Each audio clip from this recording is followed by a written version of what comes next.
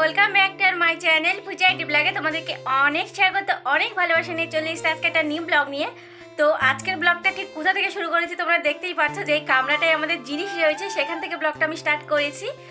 তো যাই হোক ফ্রেন্ডস, তোমরা কেমন আছো অবশ্যই কমেন্টে বলো। আশা করছি একটু হলেও ভালো আছো, আর আমি তো বেশ ভালোই রয়েছি। তো চলো, সকাল 7:20 আমি উঠে পড়েছি, আর আজকে হলো মঙ্গলবার।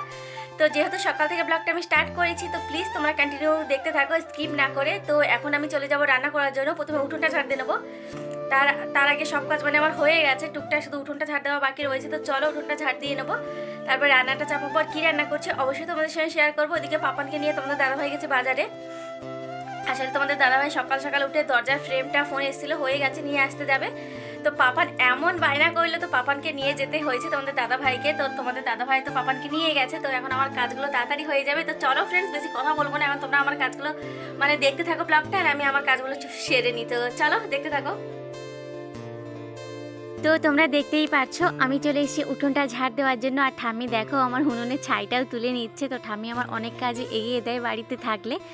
তো চলো এখন রান্নাটা সেরে নিই, যেহেতু আগে থেকে অনেকগুলো কাজ আমার হয়ে গেছে। তো দেখো এখানে পটল আলু কেটে নিয়েছি, উচ্ছে আলু কেটে নিয়েছি, তো একটা শাকও কেটেছি। তো সেটা তোমাদেরকে দেখাতে পারলাম না। এদিকে দেখো, যেহেতু ঘরটারগুলো পরিষ্কার হয়েছে, যত যেখানে যা ভাঙাচোরের জিনিস ছিল সবই আজকে বদল দিয়ে দিচ্ছে। তোমাদের দাদাভাই বাড়িতে এসছে পাপানকে নিয়ে, অনেকক্ষণ পরেই এসছে।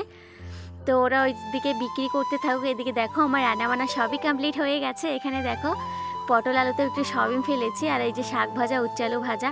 তো ফ্রেন্ডস চলো এখন আমি সবাইকে খেতে দিয়ে দেবো। ওইদিকে দেখো তোমাদের দাদাভাই সেই ফ্রেম আনতে গেছিলো কখন, তো পাপার জন্য নিয়ে আসতে পারেনি, যেহেতু পাপান সঙ্গে গেছিলো তোমাদের দাদাভাই।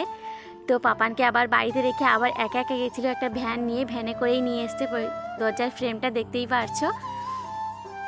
তো এই যে দরজার ফ্রেমটা চলে এসছে। তো এখনও বাকি রয়েছে সিমেন্টটা আমাদের আসার।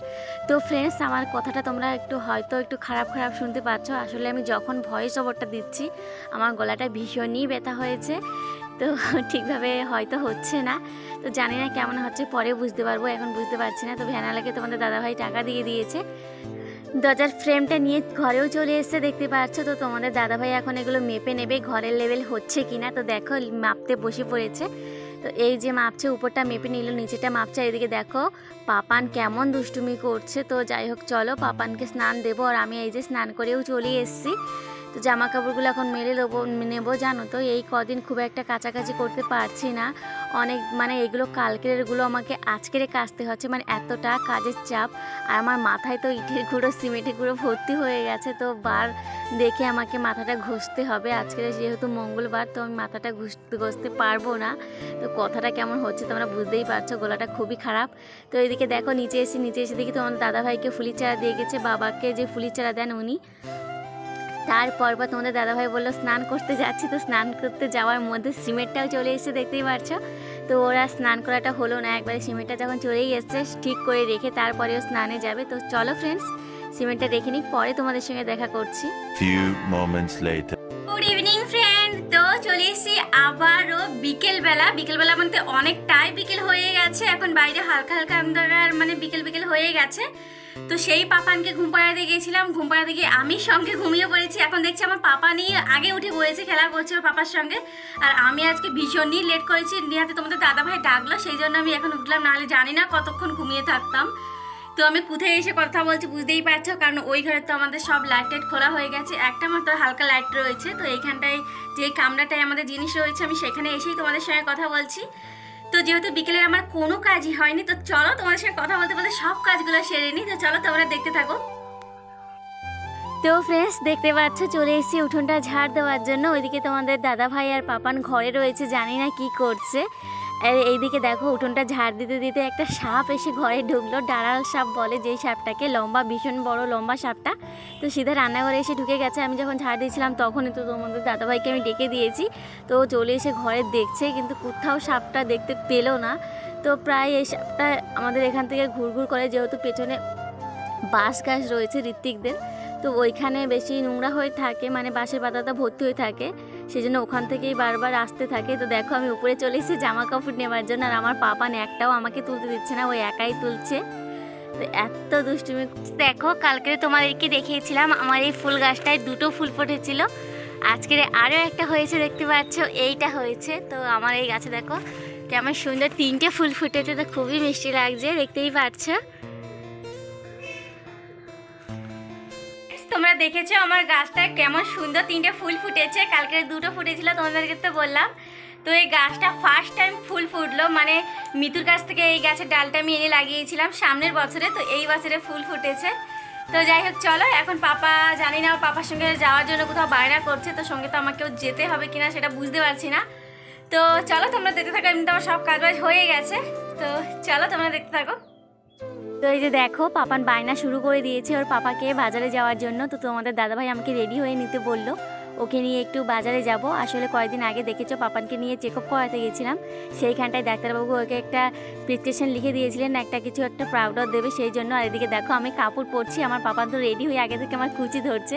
তো তোমরা একটা ভিডিও হয়তো দেখেছো আমার কুচি ধরছো, প্রায় এরকমটাই করে। তো চলো আমি গুছিয়ে নিই। তো ফ্রেন্ডস তোমরা দেখতেই পেয়েছো আমি রেডি হয়ে নিয়েছি, এখন পাপানকে নিয়ে যাব বাজারে, ওর কিছু হরলিক্স নাহলে কিছু একটা নিয়ে আসবো। তো ঘুরতে যাওয়ার জন্য খুবই বায়না করেছিল, তো তোমাদের দাদাভাই বলে রেডি হয়ে নাও, দেখি ওর জন্য একটু বাজার থেকে কিছু আনা যায় কিনা।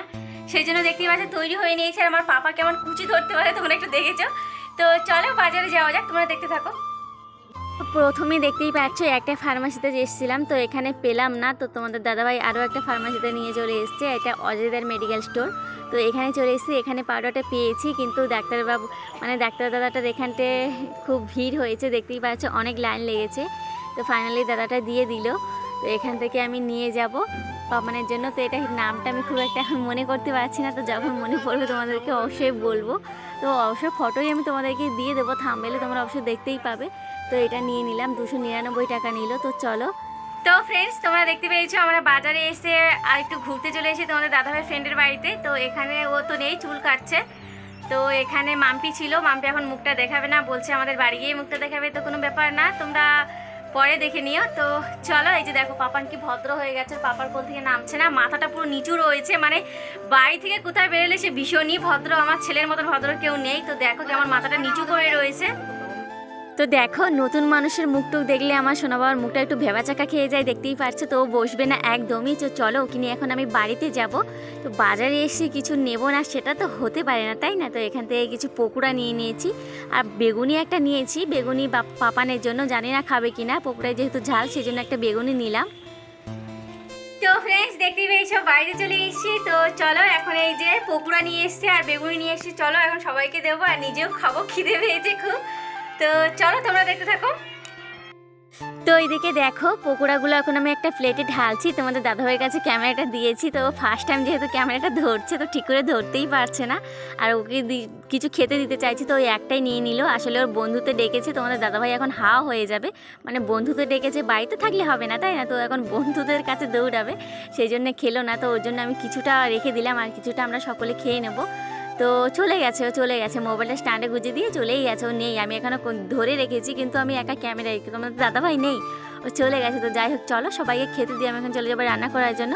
তো ফ্রেন্ডস দেখো এখানে আমি আলুর ডিম সেদ্ধ চাপিয়ে দিয়েছি, আর ঘরে এদিকে দেখো তোমাদের দাদাভাই এতক্ষণে এসেই পড়েছে। তো আমি তোমাদের দাদাভাই ক্যামেরা ভিডিও করছি, আমি একদমই জানি না, খাটের পরে আমার মোবাইল ছিল। আমার পাপান দেখো যেটা ওর জন্য নিয়ে এসেছিলাম দুধ দিয়ে গুলিয়ে খাওয়ার জন্য, তো ও খাটের পরে ঢেলে ফেলেছে।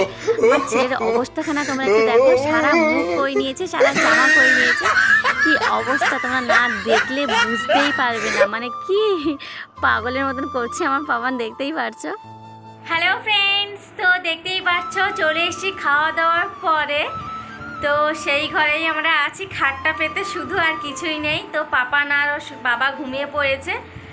তো চলো ফ্রেন্ডস আজকের মতন ব্লগটা আমি এখানেই শেষ করছি, ফ্যানের আওয়াজ হচ্ছে তোমরা শুনতেও পাবে না। তো চলো আজকের মতন ব্লগটা এখানেই শেষ করছি। তো জানি না কেমন কি তোমাদের সাথে দিতে পেরেছি, ব্লগটা শেয়ার করতে পেরেছি। যদি তোমাদের ভালো লেগে থাকে অবশ্যই একটা লাইক কমেন্ট শেয়ার করে দিও, নতুন হলে প্লিজ সাবস্ক্রাইব করতে একদমই ভুলবে না। তো চলো আজকের মতন সবাইকে টাটা, দেখা হবে আগামীকাল একটা নিউ ব্লগ নিয়ে, নিউ ভিডিও নিয়ে। ততক্ষণ তোমরা ভালো থেকো, সুস্থ থেকো, সবাইকে টাটা অ্যান্ড গুড নাইট। खत्म, बाय बाय, टाटा।